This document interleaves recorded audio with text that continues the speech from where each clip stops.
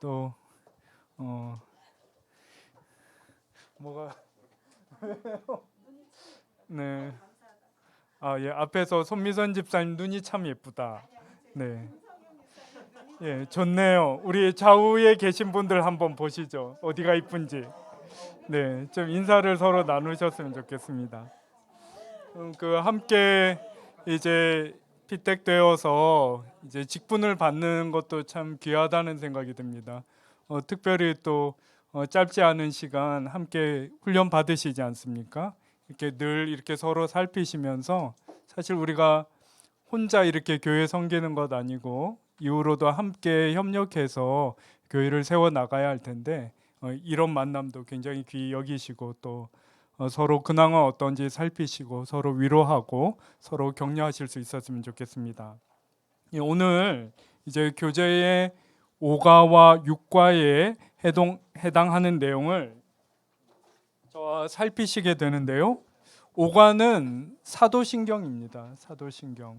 네, 저희가 주일마다 이 주일 예배 때마다 사도신경을 외지 않습니까? 예배 초반에. 그리고 이제 6과에는 우리 장로교 신조. 사실 여러분 이 신경이라는 용어, 신조라는 용어는 같은 말입니다. 영어로 크리드 라는 이제 또 그 헬라어 크레도에서 비롯된 그 용어에서 이제 비롯된 것인데요. 이제 그러니까 여러분 이 신경이란 것 이제 한번 살펴보실 텐데요. 잘 보이시나요? 예. 왜 이것이 필요했는가? 그리고 어떻게 형성되었는가? 저는 굉장히 중요하다고 생각합니다. 굉장히 중요하다고 생각합니다. 예. 그러니까 신경이라고 하면 믿음의 신조들 아니겠습니까? 예. 여러분 우리가 우리 자신을 일컬어서 어떤 호칭을 사용합니까? 신자, 믿는 이들이라는 이제 내용을 호칭을 사용하죠. 그러니까 신자들에게는 믿는 이들에게는 그들만의 믿음의 내용이 있습니다. 그러니까 신자라는 말은 그 믿음에 대하여 나는 확고하다, 분명하다. 난 그것이 진리라는 것에 주저하지 않고 동의할 수 있다. 이런 사람들이 신자이거든요. 근데 이제 저희가 그 지금 이루어지고 있는데 저희가 그 믿음의 내용을 우리가 믿는 바가 무엇인지를 한 번씩 배우고 소개받고 확인할 수 있는 계기가 몇 번 있는데요. 가장 기초적으로는 이제 세례 받을 때이죠. 여러분 세례의 공적인 의미가 무엇인지 아십니까? 세례의 공적인 기능. 예. 그럼 세례라는 것은요, 믿음을 고백하는 것인 동시에 믿음의 무리에 입회할 수 있도록 허락받는 절차예요. 세례라는 것은 본래. 예. 그때 이제 그 세례 교육을 받으면서 이제 우리 교회 같은 경우엔 그 웨스트민스터 신앙 고백을 다루죠.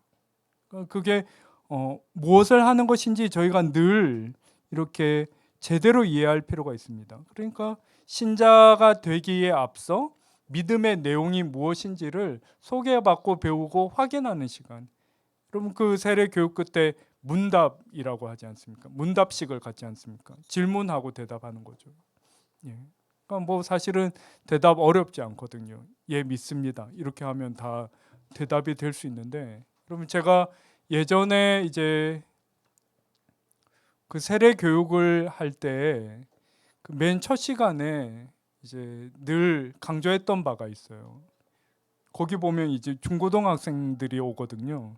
그 17세 이상이면 이제 세례 입교가 가능하기 때문에 중3 학생들, 고등학생들이 한 반 정도 늘 자리를 차지합니다.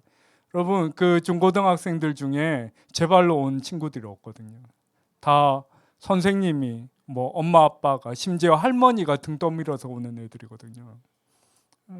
딱 보면 표가 납니다. 예. 내가 여기 왜 앉아 있는지 모르겠다는 표정으로 그렇게 앉아 있어요. 제가 그래서 늘 그때 그 얘기를 해요.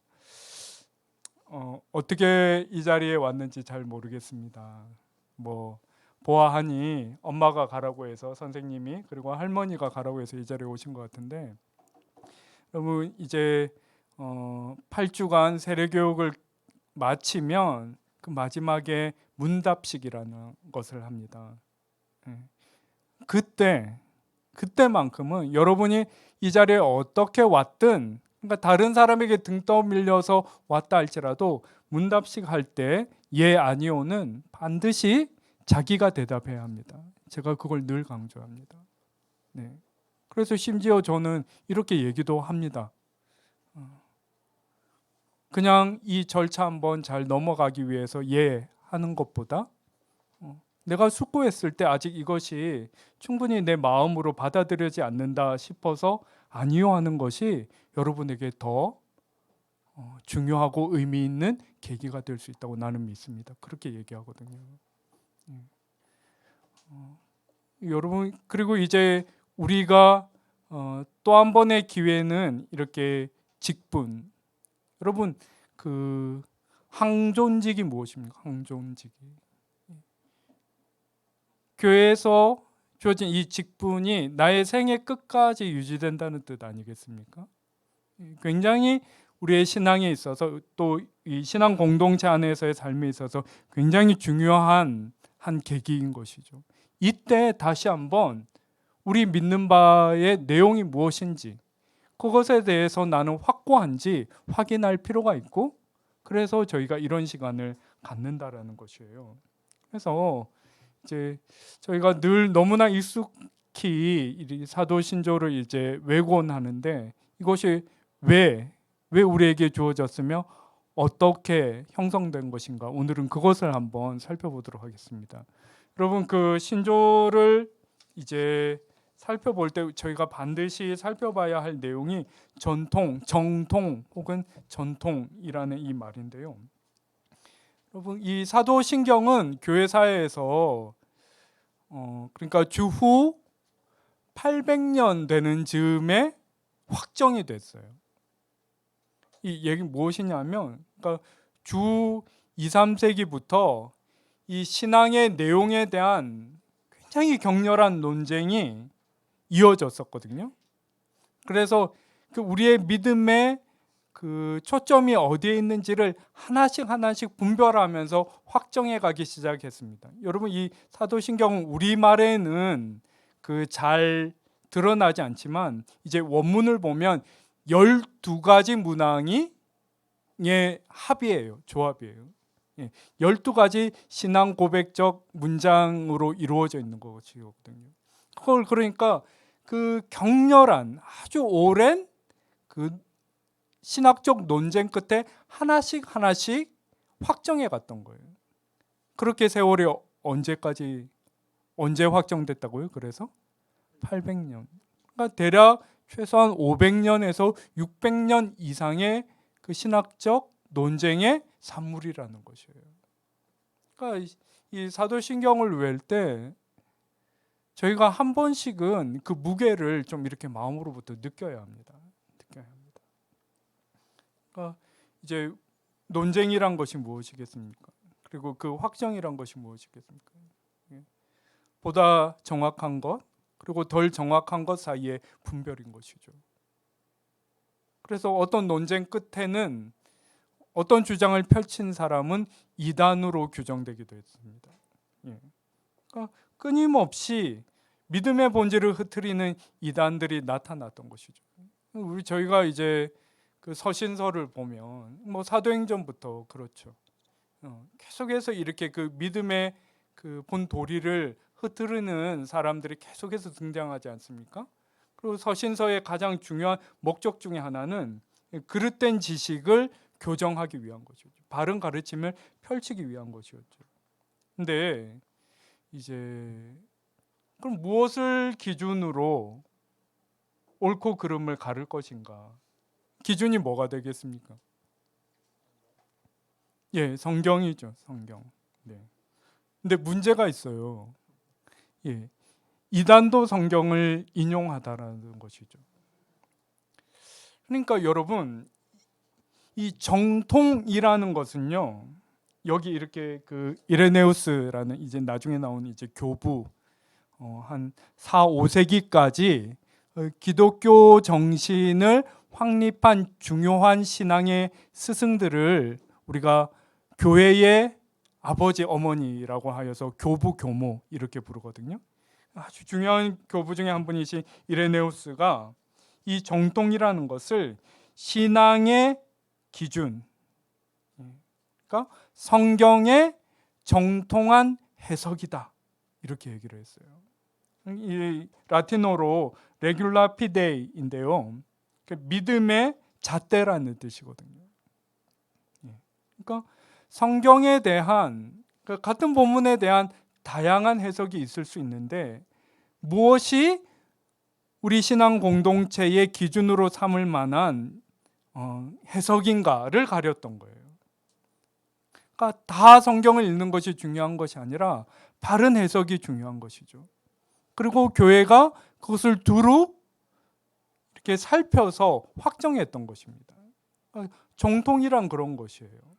정통이란. 그리고 이제 우리가 구분해야 될 말이 전통이에요. 전통. 이 한자로 이렇게 굉장히 적절한 단어라고 할 수 있는데 전할 전, 합할, 합칠통. 그러니까 무언가를 기준을 계속해서 전수하고 전수해서 하나의 기준으로 모일 수 있도록 합친다라는 뜻이죠. 이제 트래디션 이런 그런 의미예요. 그러니까 이러한 필요에 의해서 사도신경이 생겨났습니다. 그 말씀을 드리고 싶은 거예요. 그리고 이제 18세기에 우리 개혁교회의 지금껏 기준이 될 만한 웨스트민스터 신앙 고백 또 이런 취지에서 형성된 것이고요. 저희 장로교 신조도 이런 정신을 가지고 저희가 정리했다라는 것이죠.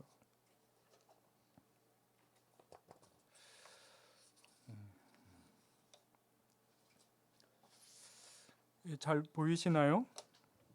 그러니까 사도신경 이러면 Creed of Apostle입니다. 그러니까 사도들의 신조. 그러니까 여러분 사도들이 어떤 사람들입니까? 사도들. 그러니까 생전에 예수님을 직접 뵙고 그분으로부터 직접 가르침을 전수받은 수업을 받은 사람들이 사도들이죠. 그러니까 그 예수님의 본래 가르침을 가장 명확하게 이해하고 가까이에서 듣고 명확하게 이해했을 사람들. 그 사람들이 이야기하는 우리 신앙의 기준은 이러한 것이다. 그런 의미인데요. 그러니까 여러분 우리 사도신경 처음에 어떻게 시작하죠? 나는 천지의 창조주를 믿습니다. 이렇게 얘기하잖아요. 근데 라틴어는 어순이 동사로 시작됩니다. 그래서 여기 보시면 credo in deum patrem omnipotentem 이게 이제 사도신경의 맨 첫 번째 문장이거든요.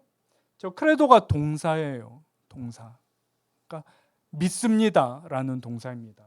그리고 데움은 하나님, 파테름은 아버지, 그리고 옴니포텐템은 모든 것을 아는. 그러니까 모든 것을 아시는 아버지 하나님을 믿습니다. 그러니까요, 여러분. 세례 교육하면서 제가 이제 강조하고 싶었던 것은 그것이죠. 그러니까 여러분 정답을 아는 것과요. 나는 믿습니다라고 주저하지 않고 고백할 수 있는 것은 다른 문제예요. 지금 뭐 갑자기 사도신경 외워보자 하니까 막 우물쭈물 하시잖아요. 괜찮아요. 매끄럽게 그것을 외워내는 것, 외울 수 있는 것과 그 말들에 내 마음을 실어서 나는 믿습니다 이렇게 얘기할 수 있는 것은 다른 문제라는 것입니다. 어떤 게 더 중요하다는 것입니까? 후자가 중요하다라는 말씀을 드리고 싶은 거예요. 어쨌든 이 신경이라는 것은 믿음의 내용, 그 믿음의 기준을 요약한 것이다. 이것만큼은 확고해야 한다. 이것만큼은 흔들림 없이 주저함 없이 나는 믿습니다 얘기할 수 있는 사람들이 신자다 하는 것을 정리해 놓은 것이 사도신경이라는 것이죠.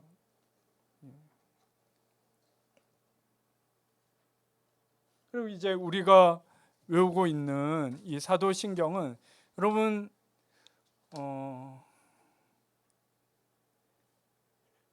그 교회 소위 교단이라고 하는 그 스펙트럼이 얼마나 넓습니까?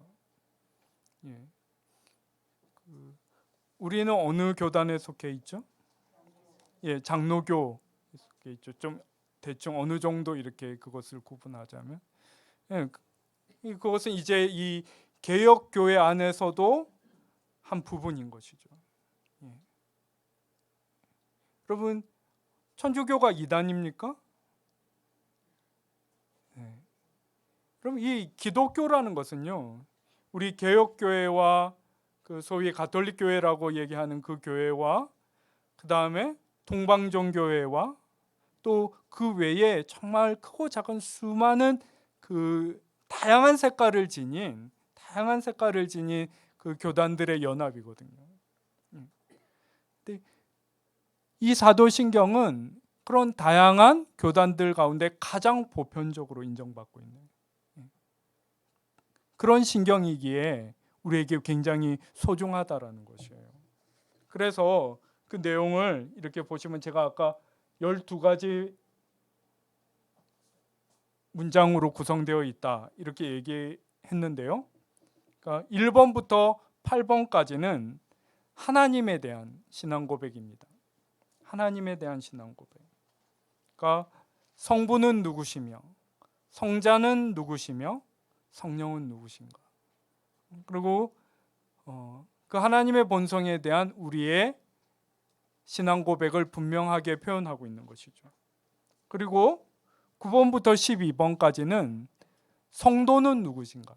그럼 그 삼위일체 하나님을 믿는 성도는 어떤 사람들인가. 거룩한 보편 교회를 믿으며 삼위일체 하나님의 구원 활동을 통한 우리의 죄의 용서와 예수 그리스도의 부활을 본받아 우리가 또한 하나님의 정하신 때에 육신의 완전한 부활을 이룰 것과 이후로 우리가 영원한 생명에 들게 될 것을 고백하는, 이것을 누리게 될 사람들이 성도다 하는 것을 함께 표현하고 있는 것이죠.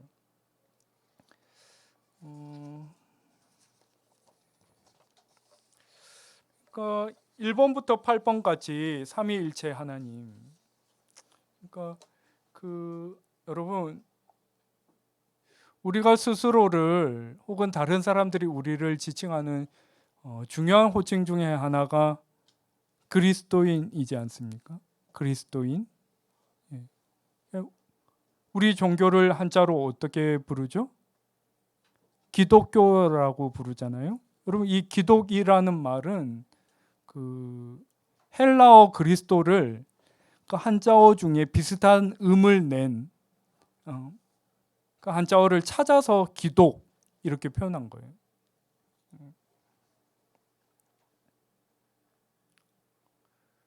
그리스도의 사람으로 우리가 불린다는 것이죠. 달리 말하면 그 그리스도에 대하여 특별한 입장을 가지고 있는 사람들이 우리 기독교도들인 겁니다. 그러니까 우리 안으로는 무엇이 중요하냐면요, 나에게 예수 그리스도는 어떤 분이신가 하는 것이 아주 분명해야 합니다. 제가 굳이 이 자리에서 그걸 여쭤보진 않을게요. 그런데요, 뭐 대중 다 맞겠죠. 우리가 대중 다 이렇게 그 옳은 대답을 할 수 있겠죠. 그런 중요한 것은요, 그러니까 대충 내가 아는 한에서만 얘기하면 안 되고 최소한은 우리의 신경이 얘기하고 있는 예수 그리스도에 대해서 우리가 분명하게 얘기할 수 있어야 합니다. 굉장히 중요한 것이에요. 그러면 항존직분자가 되시면서 이것보다 우선적으로 점검해야 될 것이 있겠습니까? 그것을 저희가 좀 한번 생각했으면 좋겠습니다. 그리고 제가 오늘 왜 이런 시간을 갖느냐 하면은, 여러분, 이 신경이 지닌, 이 사도신경이 지닌 그 오랜 그 세월의 무게, 그것을 한번 좀 느껴보셨으면 좋겠어요. 굉장히 명료하고 짧잖아요. 뭐 사도신경 다 외는데 뭐 시간이 얼마나 걸리겠습니까? 뭐 1분이면 충분할 것 같은데. 근데 이 짧은 신경이 형성되기까지 어떠한 일이 있었는지, 그리고 이것이 어떻게 은혜 가운데 이렇게 확정이 되었는지를 저희가 오늘 이 시간 한번 좀 이렇게 좀 느껴봤으면 좋겠다 싶은데요. 그래서 그 예수 그리스도는 어떤 분이신가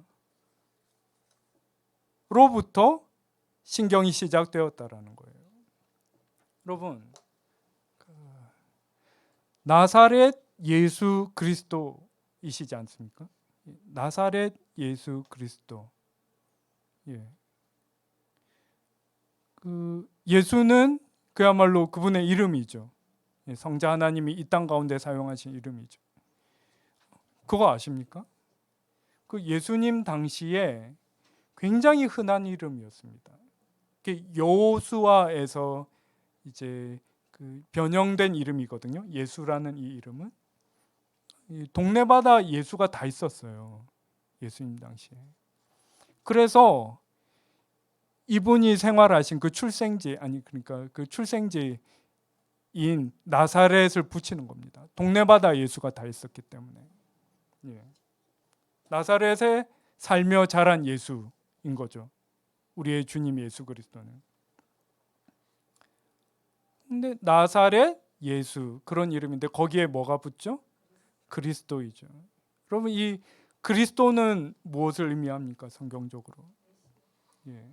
그러니까 여러분, 그 예수님 당시 유대 사회는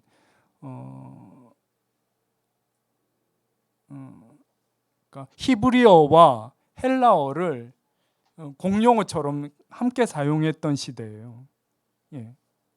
그래서 식자들은 헬라어를 이렇게 유창하게 구사할 수 있어야 됐던 그런 시대거든요. 그러니까 그러니까 히브리어로 메시아는 구약 성경이 일컫는 기름 부음 받은 자. 그러니까 유대 역사가 바닥을 쳤었잖아요. 타국에 의해서 멸망당하고 나라가 없어지는 그 일을 겪었잖아요. 어느 시대부터 하나님의 말을 대신 전해준다고 여겼던 예언자들이 장차 하나님께서 기름을 부은 아주 특별한 존재를 우리 가운데 해방자로 보내주셔서 옛적 영광을 우리 가운데 회복해 주실 것이다 라는 것을 선포하기 시작했어요. 그래서 막연하지만 히브리인들은 그 메시아를 간절히 기다렸던 거죠. 이 메시아라는 이 히브리어를 헬라어로 번역한 것이 그리스도입니다. 그러니까 나사렛 예수 그리스도라고 부를 땐 나사렛에서 자란 생활했던 그 예수가 바로 구약이 얘기했던 그 그리스도이다, 메시아이다 라는 것을 의미하는 것이거든요. 여러분,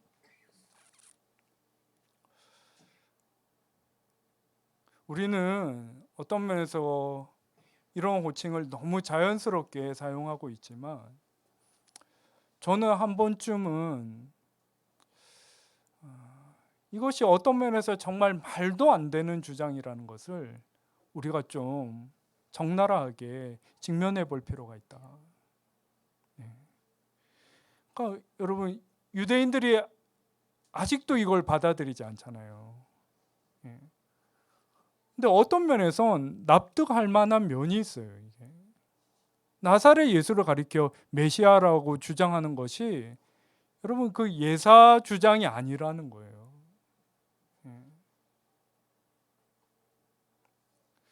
저는 오히려 좀 이 무게를 알고 때로는 정말 진지하게 숙고하고 과연 나도 그 나사렛 예수를 가리켜 그분이 유일한 그리스도이시다, 하나님의 보냄받은 우리의 구원자이시다, 이렇게 주저함 없이 내 마음을 담아 고백할 수 있는 거예요.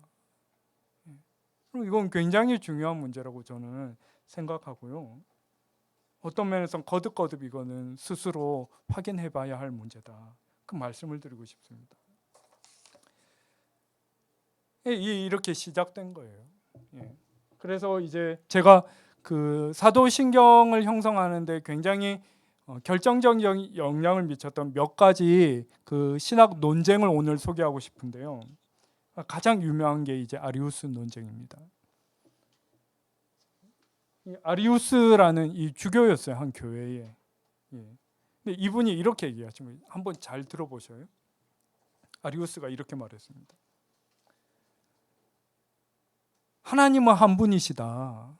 성경도 그렇게 얘기하고 있지 않냐.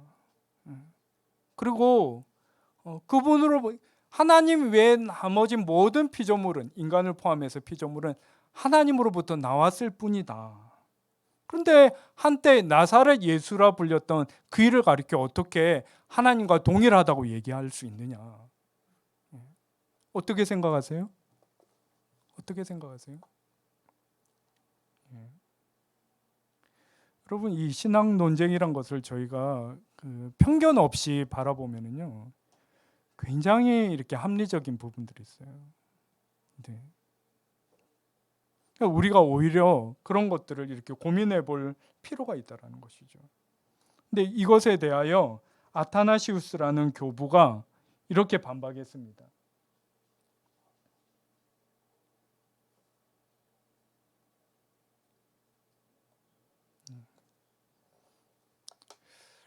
그러니까 아리우스는 그 유일하신 하나님의 본성을 강조한 반면, 여러분 이 사도신경의 가장 중요한 이제 그 기준 중에 하나는 구원의 문제였어요. 구원의 문제.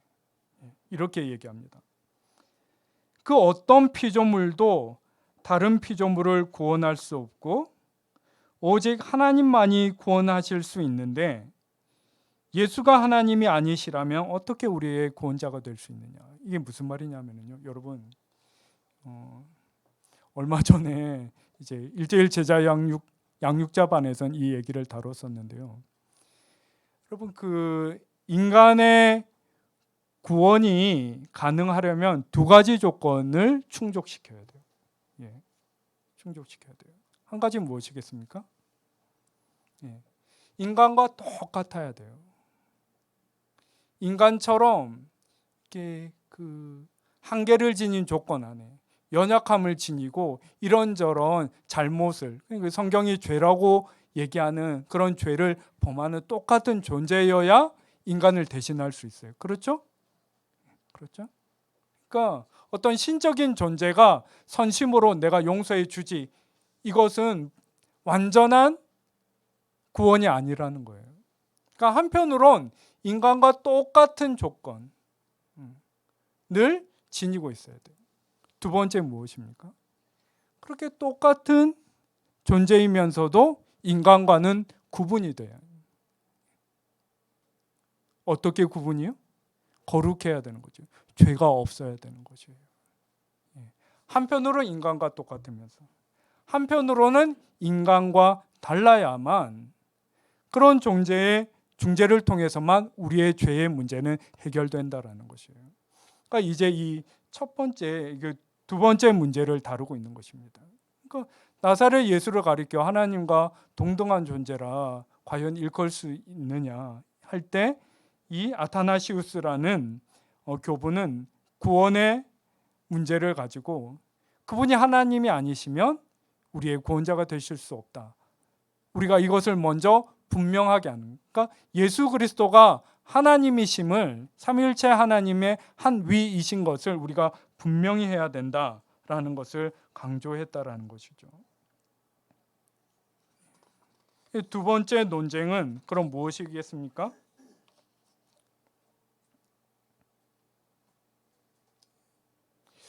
피곤하신 것 같아서 제가 넘어가겠습니다.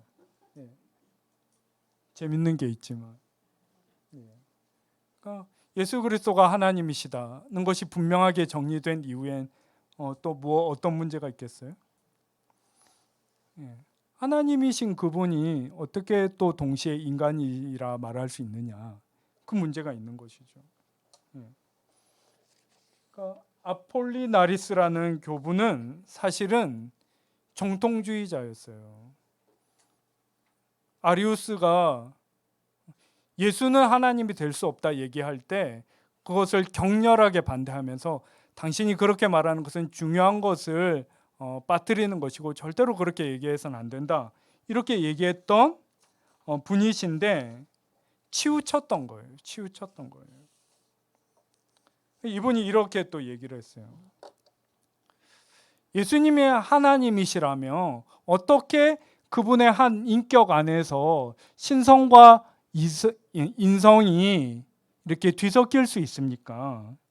우리가 보기엔 겉모습은 인간처럼 보였지만 예수 그리스도의 정신은 사실은 하나님의 것이었습니다. 이렇게 주장한 거예요.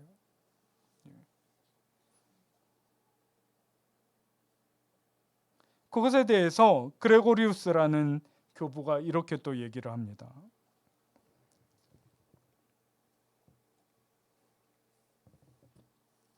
그리스도께서 인간 본성 중 일정 부분만 취하셨다면 어떻게 인간 존재의 전부를 구원하실 수 있겠습니까?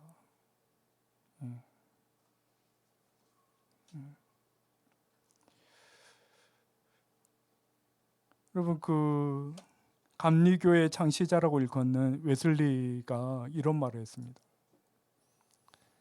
이분이 성육신에 대해서 얘기합니다. 하나님이 인간이 되신 이 신비에 비하면 그 예수님의 부활은 아무것도 아니다. 그분이 정말 이렇게 하나님이 인간이 되신 것이 진실이라면 어떻게 그분이 부활하지 않으실 수 있겠느냐? 여러분, 성육신의 신비에 대해서 깊이 생각해 보신 적이 있으세요? 하나님이신 그분이 인간이 되신 것.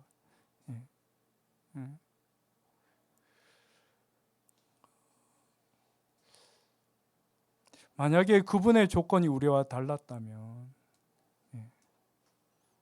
여러분, 우리가 왜 죄를 짓죠? 그냥 우리가 처한 상황이 그냥 선하게 마냥 선하게 살도록 우리를 내버려 두지 않아요. 그렇지 않습니까? 인간 삶의 조건이란 것이. 그리고 인간은 안에서부터 약함을 타고난 존재예요. 예수 그리스도가 우리의 그런 안팎의 조건 그대로 그 자리에 들어오신 것이 성육신이거든요. 이것을 우리가 간과해서는 안 된다. 이것을 이 그레고리우스가 이렇게 고백했던 것이죠.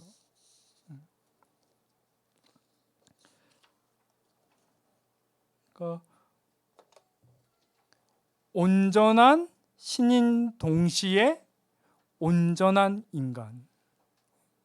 서로 모순되는 것 같지만 우리 초대교회의 예수 그리스도에 대한 가장 정리된 고백은 바로 이것입니다. 그분은 온전한 하나님이신 동시에 온전한 인간이셨다. 그렇게 우리의 구원자가 되셨다 하는 것을 이렇게 정리해 나갔던 것이죠.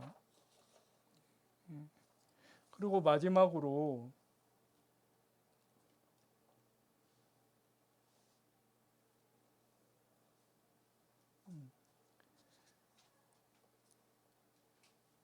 구원을 얻는 우리의 태도에 대한 중요한 논쟁이 있었습니다. 여러분, 이 펠라기우스라는 분, 사실은 이분이 아주 오래전에 이단으로 이렇게 규정됐는데요. 계속해서 이분의 어떤 그 주장에 대해 재평가가 아주 활발하게 이루어지고 있는 아주 흥미로운 분이에요, 사실은. 이 펠라기우스의 가장 중요한 주장 중에 하나는 하나님이 인간을 창조하셨고 인간이 무엇을 할 수 있는지 잘 아신다. 하나님이 우리에게 계명을 주셨다는 것은 우리가 그것을 지킬 수 있기 때문이다. 이런 얘기를 했어요. 왜 이런 얘기를 했겠어요? 여러분, 그 신약을 관통하는 아주 중요한 신학적 주제가 무엇이죠?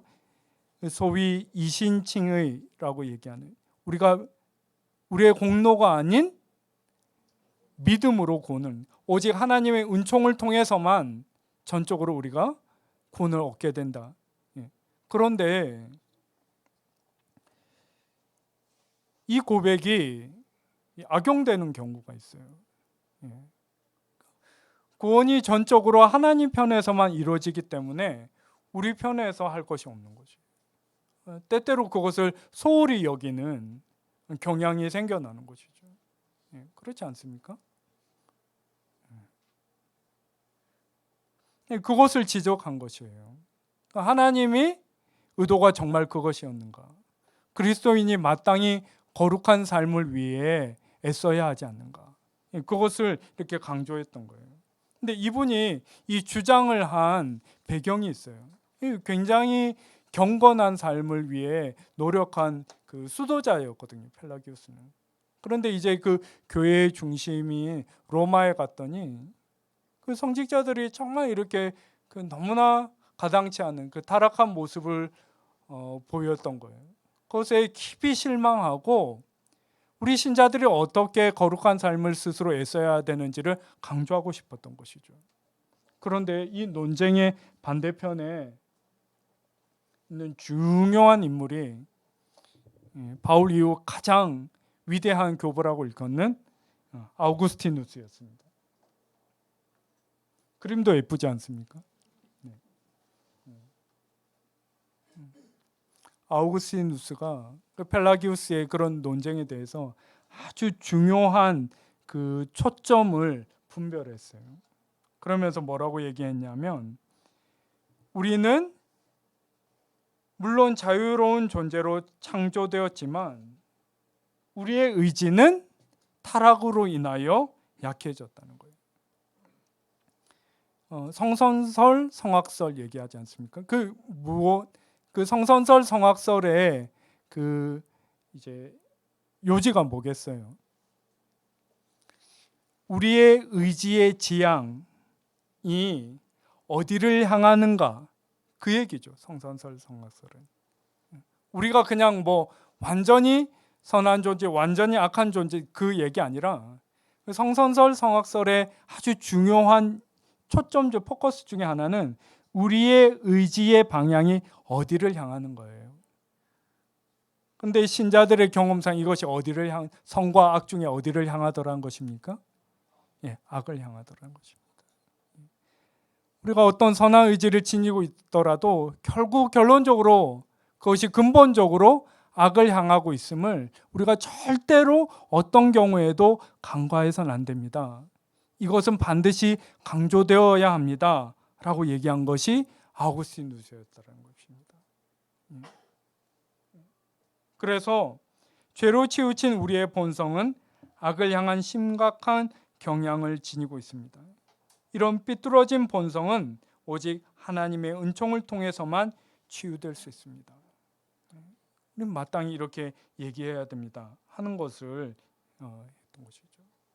근데 이제 제가 그 말씀드렸지 않습니까? 요즘 이 펠라기우스의 주장에 대한 재평가가 활발하게 이루어지고 있다. 그러니까 여러분, 이 신앙 형성, 그 사도 신경의 형성을 통해서 우리가 이제 기억해야 될 것은 바로 이것입니다. 그러니까 여전히, 그러니까 그 이단이라고 했던, 이단으로 규정된 사람들의 주장 또한 우리가 생각해 볼 만한 부분이 있다. 이 이야기는 무엇이겠어요? 여러분, 답을 아는 것보다요, 답을 기억하는 것보다 고민하는 것이 더 거룩한 겁니다. 고민하는 것이. 정답, 예를 대답하는 것보다 정말 이렇게 자신의 마음을 진실히 돌아보면서 하나님 앞에, 하나님, 저는 지금 예라고 대답할 수 없겠는데요, 저는 이 순간 아니오라고 대답해야 할 것 같은데요. 여러분, 만약에 그렇게 하나님께 말씀드린다면 하나님이 여러분들의 마음을 살피시고 인도해 주실 거예요. 여전히 생각할 부분이 있고, 그럼에도 불구하고 이제 그 정말 어떤 면에서는 대등하게 옳은 주장 사이에 지혜는 무엇이겠어요? 그러니까 치우치지 않는 것이죠. 치우치지 않는 것.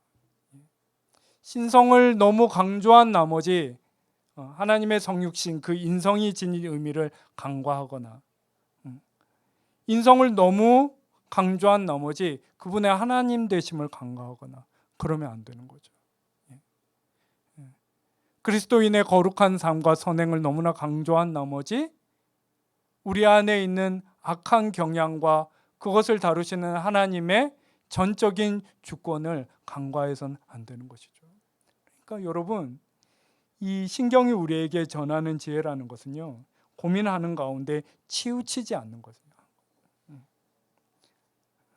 굉장히 이렇게 아슬아슬하더라도 계속해서 이렇게 분별하면서 거듭된 분별을 통해서 이 경계를 우리가 잘 지나가야 한다라는 것입니다. 늘 깨어서 분별하는 것이 중요해요. 여러분, 이 항존직 교육하는 받으시는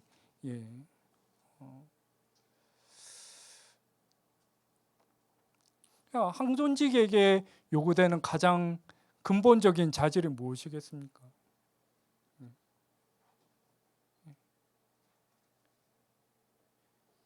무엇이 옳은지 금방 판단하기 어려운 그 수많은 상황들 가운데 믿음의 도리가 어디에 있는지를 분별하는 것. 여러분, 이것부터 우리가 되어야 하지 않겠어요? 이것부터.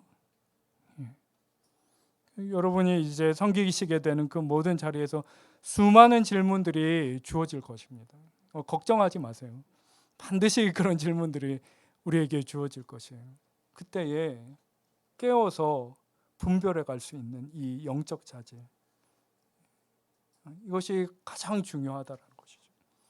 그럼 신경이라는 것, 사도신경이라는 것은 그것을 통해서, 그런 영적 분별을 통해서 형성된 믿음의 잣대라는 것입니다. 그것을 좀 꼭 기억하셨으면 좋겠습니다. 여러분, 그래서 제가 이 강의를 할 때마다 마지막 시간에는 사도신경을 함께 뵙니다. 사도신경을. 이렇게 한 번씩 되짚어 보고 사도신경을 이렇게 외울 때마다 저의 마음 또한 새로워지는 것을 저는 경험합니다.